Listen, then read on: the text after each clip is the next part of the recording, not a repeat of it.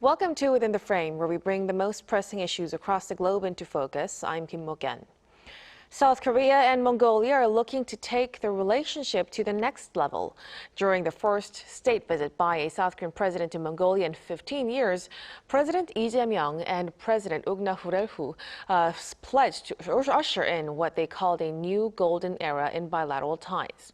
The two leaders agreed to expand cooperation on critical minerals, resilient supply chains, and trade, while also reaffirming their commitment to peace and stability on the Korean Peninsula and the northern East Asia.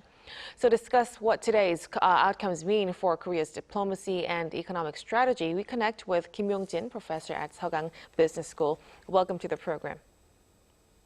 Good evening. Pleasure to be here. And also joining us is Mason Rishi, professor of international politics at Hankuk University of Foreign Studies. Good to see you, Professor. Thank you for having me. So let's start a discussion first with Professor Rishi. President Lee's state visit to Mongolia, like I've said, it's the first by a Korean president in 15 years. So if you look at today's summit, what stood out to you the most? I think there are really two things that stood out to me. The first is how similar the rhetoric is on this summit to other summits that Lee has had, especially over the last 6 months to a year. I'm thinking about with Brazil, with Vietnam, with Singapore. A lot of the same issues end up on the agenda. Critical minerals, partnership upgrades, supply chain cooperation, AI somehow always makes it in there. Energy security, digital cooperation, digital partnership, people-to-people exchanges, scientific exchanges, and that sort of thing. That was a lot of what was on the list here too as well. Obviously, North Korea and Korean Peninsula stability issues make it on to the agenda every time a Korean president has a summit. President Lee is either consistent or perhaps uncreative, depending on how you want to look at it. And then, we had the flourish this time of the golden age of South Korea-Mongolia relations being kicked off, which I think is kind of interesting. And the Mongolians may not look at it that way. If you look back at history, what they might consider to be the golden age is a bit different. The second thing that stood out to me was I didn't realize that the Mongolia-South Korea trade relationship was less than $1 billion in trade value. I actually thought it might be more than that, given the complementarity of their economies. It's really only about $700 million. And South Korea is only, I think, the number 5 or 6 trade value partner for Mongolia. I was a bit surprised by that. So I think given that there is actually quite a bit of significant room for growth in that important dimension of their relationship. So I guess my main takeaway is that, there really is a lot of things that they can do economically that would benefit each other. Right, so we're going to expect to take a leap forward in bilateral ties in various aspects. And one of the biggest outcomes of today's summit was stronger economic cooperation, including the Korea-Mongolia SEPA. Professor Kim, how meaningful are today's achievements in expanding economic relations between the two? Well, I believe that the conclusion and the principle of the SEPA represent a highly meaningful breakthrough that fundamentally upgrade economic ties by securing critical supply chains and cutting, trade barriers and diversifying economic partnership, as you mentioned. And Mongolia holds 16% of global rare earth mineral deposit, and ranking 7th in copper reserves and 9th in molybdenum production. The deal directly counteracts tighter export controls from China by establishing a direct pipeline for critical element used in South Korea's high-tech manufacturing, semiconductor, and electric vehicle battery industries. In addition, eliminating tariff under the SEPA framework creates structured settlement guidelines for goods and rules of origin sectors. It will foster a predictable business environment for Korean companies to safely expand and invest in Mongolia's rapidly modernizing retail, distribution, and infrastructure markets. This outcome serves as a core milestone in Korea's strategy to diversify its economic partners and build the resilience, network across Central and Northeast Asia. Even though, Professor Rishi might say he might not be, less creative, but I think that's very, very important issues for Korean president. So elevating bilateral relations beyond, casual trade into a formalized legal framework ensures institutional continuity. That's very important part. Previously, Mongolia has, closer relationship with North Korea, and now we, get in there and accelerate joint economic and industrial and climate-focused initiatives. So it will definitely create momentum for more cooperation. Right, right.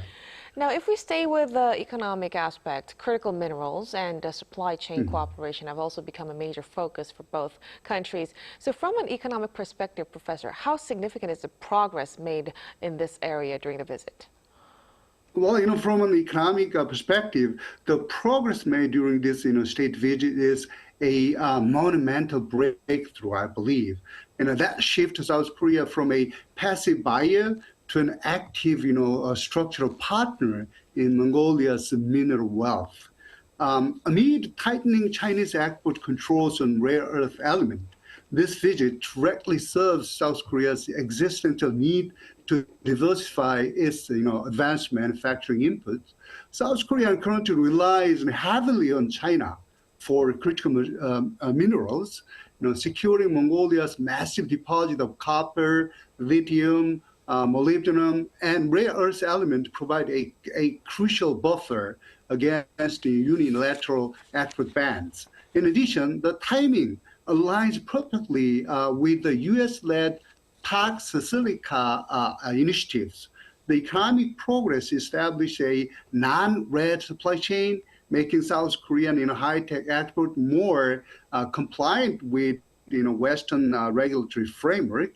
The visit injected critical political momentum into the stalled SEPA, you and I mentioned earlier. I believe that one big advantage of this visit will be a position change of Korea in the supply chain.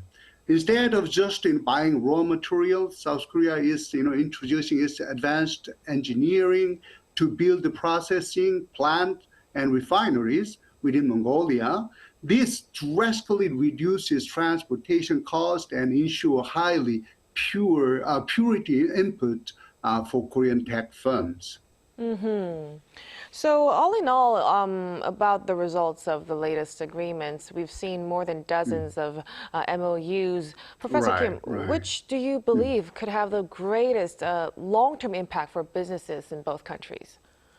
Yeah, I just mentioned, I believe that the critical mineral supply chain and energy transition MOU signed during the summit will have the greatest long-term impact on businesses in both countries. This sector yields immediate and tangible synergy by matching South Korean advanced technology with Mongolia's vast unexploited natural wealth. Korean tech giant in semiconductor, automotive, and electric vehicle battery sectors gain an irreplaceable raw material hedge. In other words, direct access to raw lithium, rare earth, copper, and molybdenum lowers dependence on highly volatile singular export nations. Green technology firms, gain massive opportunities to export infrastructure, energy storage systems, and eco-friendly, district heating systems. Mongolian businesses will be also benefited. Mongolian enterprises can shift away from simple raw extraction toward high-value, tech-driven refining, processes. And massive Korean investment will directly upgrade domestic logistics, the regional electrical grid, and industrial transport pipelines.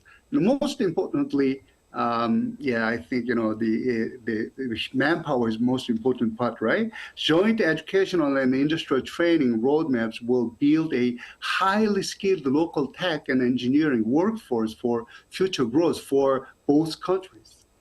Right. Let's hope these agreements would be able to bring forth and thrive over the years to come. Now, beyond these economic outcomes, Professor Rishi, today's summit also marked the launch of what both leaders called a golden era in bilateral relations, as you've touched upon a while ago. What does that tell us about the broader diplomatic strategy of President Lee?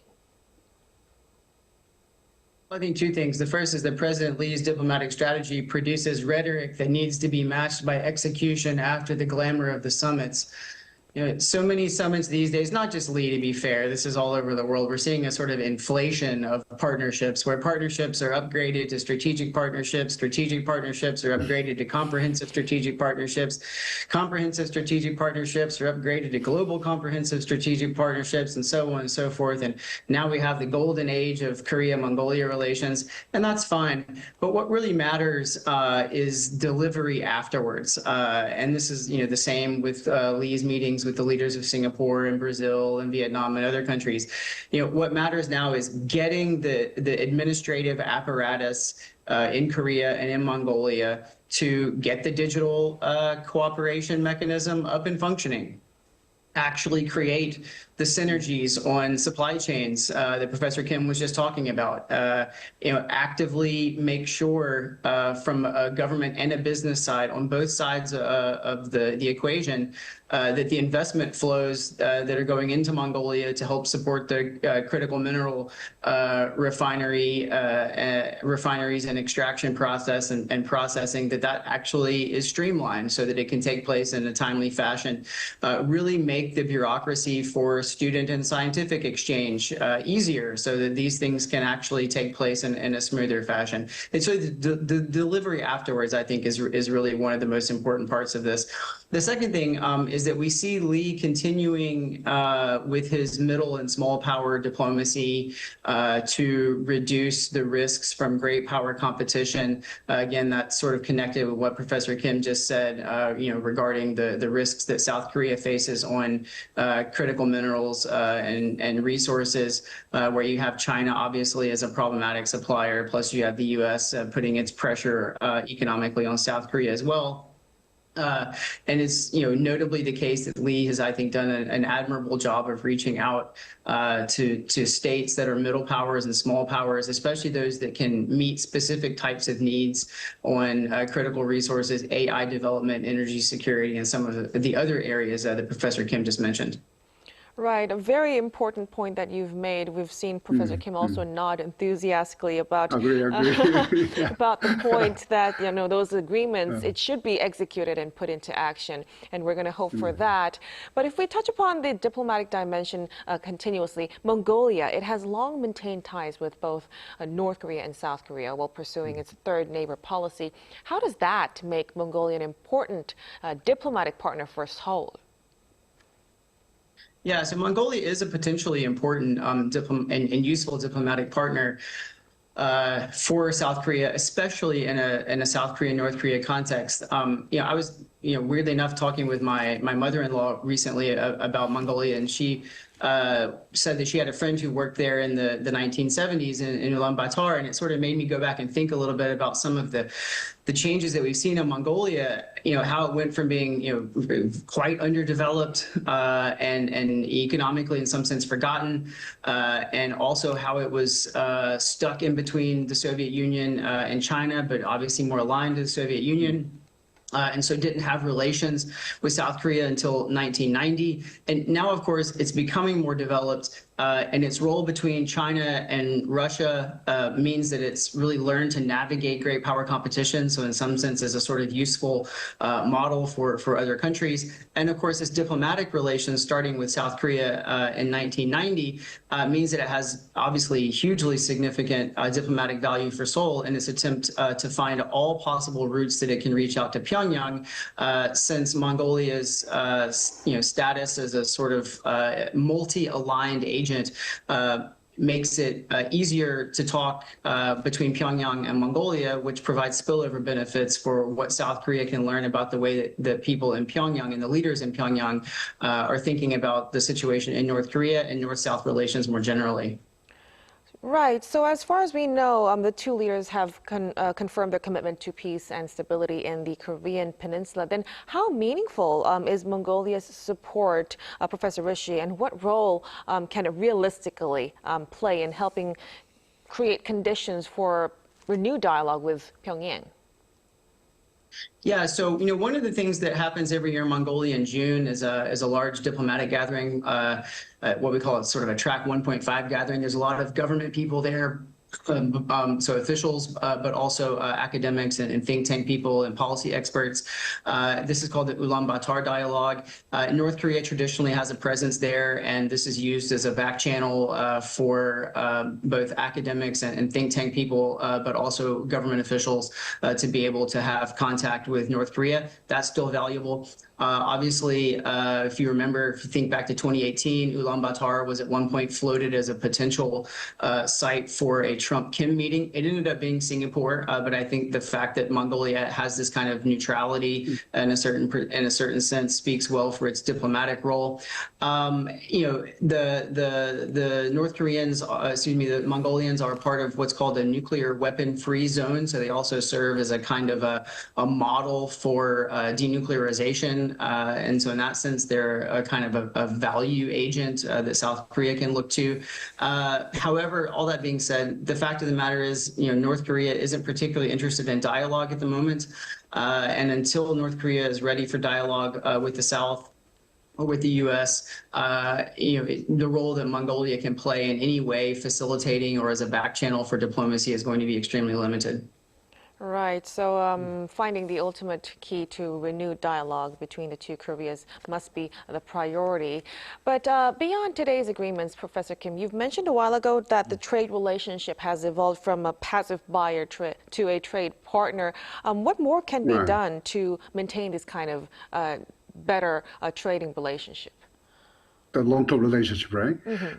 Yeah, I mean, transform the relationship between South Korea and Mongolia in a long-term strategic, economic partnership rather than just mere transactional trading entities. Both nations must, move past raw commodity exchanges and build deeply integrated, multi-layered structural systems. That's what I want to emphasize. I presume that achieving the generational shift requires focusing on four critical pillars, including building a resilient and geopolitically insulated logistic corridor. I think this is a very, very important part. Investing in downstream value added and technology transfer. Korea cannot just exploit their materials. We have to transfer technologies to build Mongolian industries, and also co-building climate resilient infrastructure. And finally, deepening institutional, this is very important, finance and private sector integrations. One of the, out of the four pillars of collaboration, I would like to emphasize two things. Mongolia is a landlocked nation, geographically sandwiched between Russia and China, just in proportion last you mentioned, which create an inherent transport bottleneck for South Korean businesses, also Mongolian businesses. So upgrading Mongolia's domestic rail networks and connecting them to alternative maritime port via diverse international route to bypassing a geopolitical choke point. And very helpful is to expand air cargo capacities and cold chain logistics to support the high-speed transit of tech component, fresh agricultural produce, and time-sensitive goods. Second part is finance. Long-term partnerships are sustained when capital flows naturally, without constant government intervention. Swiftly ratifying a high-standard SEPA that provide an absolute legal and financial protections for cross-border private equity. Moreover, connecting South Korean digital banking, fintech, and venture capital networks with Mongolian startups to foster a robust ecosystem for small and medium enterprises. Right. So again, sustained cooperation and execution will be key moving forward. Now, before we conclude our discussion tonight, Professor Rishi, so after attending the NATO summit and holding a state visit to Mongolia, what do you see as the biggest takeaway from President Lee's diplomatic engagements? Yeah, so I continue to give President Lee a solid B+, maybe even trending towards an A- for his diplomacy over the last year. I think once he got the trade relationship with the U.S. quasi settled. Of course, with the U.S., it's never settled 100%, but at least under Trump. And once you got APEC out of the way, I think we've seen him continue, of course, to maintain good relations with Japan. He is balancing great power relations, with the U.S. and China, while also turning towards middle powers, and as we're seeing in Mongolia, small states with niche capabilities for Korea, in a way to try to mitigate some of the risks of a very disordered international system right now, and really try to get a little bit of autonomy for South Korea in areas where that's possible. He's focusing, of course, on all the important things that Professor Kim talked about in terms of critical resources. And we see defense exports obviously show up all over the agenda, not so much in Mongolia, but in the recent diplomatic engagements that Lee has had, over the last 6 months, and most recently, of course, at the NATO summit. Obviously, AI is growing, so we're seeing that on the agenda everywhere. I think everyone's trying to figure out how to govern AI, and Lee's, I think, playing his part in trying to do that. And of course, he's doing what every president has to do in every meeting that he or she goes to, which is to put North Korea on the agenda and to try to find a way to find international partners who can help bridge the gap between the two Koreas and try to lead towards a more sustainable long-term peace and stability on the peninsula. Right, and we'll certainly be watching to see how these early achievements could shape Korea's diplomacy going forward. As for now, we'll have to leave it right here. Thank you so much for your insights, Professor Rishi. Thank you for having me. And of course, Professor Kim, we really appreciate it. Thank you for having me. It's my pleasure. And that'll be all from us on Within the Frame tonight. Be sure to tune in again next time as we continue to explore the stories that matter. Until then, stay informed and engaged.